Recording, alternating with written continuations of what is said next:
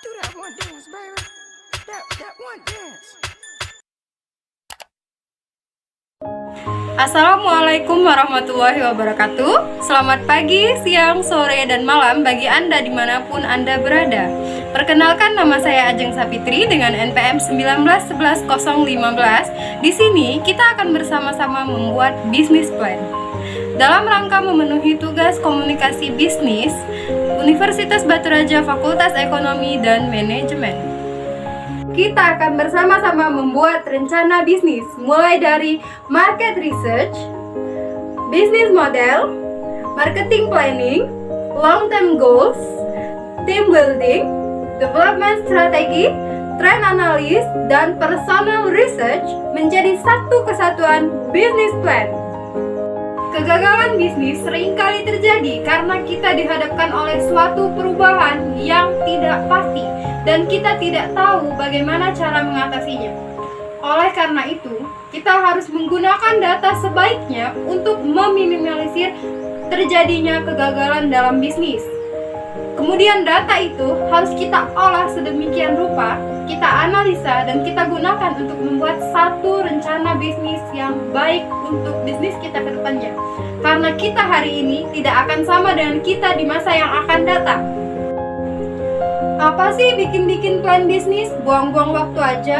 Mulai aja usahanya, ntar juga dapat laba kok. Itu suatu pemikiran yang salah. Karena plan bisnis adalah dokumen tertulis yang berisikan kegiatan perusahaan Anda, baik kegiatan saat ini maupun kegiatan yang akan datang, yang menggambarkan sesuatu yang relevan baik secara internal maupun eksternal, yang kemudian bisa digunakan untuk memulai usaha Anda. Sebelum masuk lebih dalam ke materi kita, saya akan memberitahu Anda apa sih bisnis plan itu, kenapa sih bisnis plan itu penting banget dalam memulai suatu bisnis. Yang pertama, bisnis plan merupakan rencana-rencana yang ada di dalam suatu bisnis, meliputi alokasi sumber daya, pengolahan faktor-faktor kunci, dan bagaimana cara kita mengelola permasalahan demi permasalahan dan menemukan peluang dalam suatu bisnis. Kemudian, ada pengertian lain yang menyebutkan bahwa perencanaan bisnis adalah suatu penelitian organisasi yang dilakukan sekarang maupun di masa yang akan datang dan membuat suatu kegiatan untuk mencapai hasil yang diinginkan, kemudian menuangkannya dalam bentuk dokumen perencanaan bisnis. Kemudian adalah manfaat dari bisnis plan. Yang pertama adalah membimbing jalannya usaha Anda. Kemudian, menambah kemampuan manajerial sebagai pedoman bagi pemimpin perusahaan. Kemudian, mengetahui hal apa yang akan terjadi dengan usaha Anda. Kemudian, dapat memperbesar peluang Anda untuk memperoleh laba dan memperkecil resiko dalam bisnis. Kemudian, sebagai alat untuk komunikasi bisnis. Kemudian, masih banyak fungsi lainnya dari bisnis plan yang tidak bisa saya jelaskan satu persatu. Next, kita masuk ke materi berikutnya. Kemudian kita akan masuk ke komponen-komponen dari bisnis plan. Yang pertama adalah menentukan ide usaha. Apakah kita akan benar-benar membuat produk baru, ataukah kita akan mengembangkan ide yang sudah ada, atau kita akan meniru produk orang lain. Yang kedua adalah menentukan nama perusahaan Anda. Anda bisa lihat beberapa nama perusahaan berikut.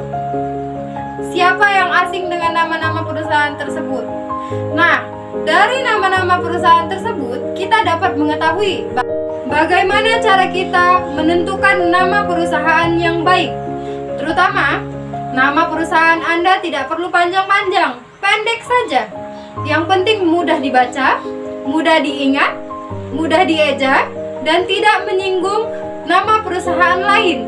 Komponen bisnis yang kedua adalah deskripsi perusahaan atau company description yang meliputi data dari perusahaan Anda seperti nama atau lokasi dan badan hukum perusahaan. Kemudian adalah visi dan misi dari perusahaan kita.